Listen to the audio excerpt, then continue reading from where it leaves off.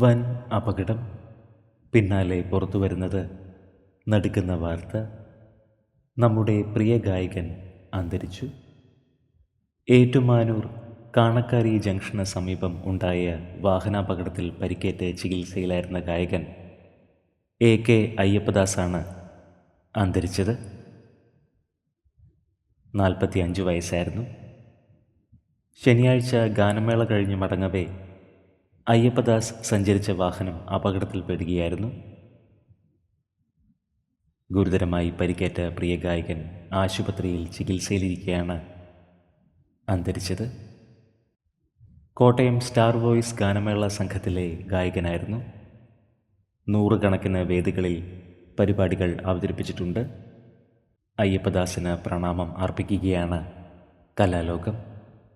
45 വയസ്സായിരുന്നു. ആത്മാവിന് നിത്യശാന്തി ലഭിക്കട്ടെ എന്ന് നമുക്ക് പ്രാർത്ഥിക്കാം.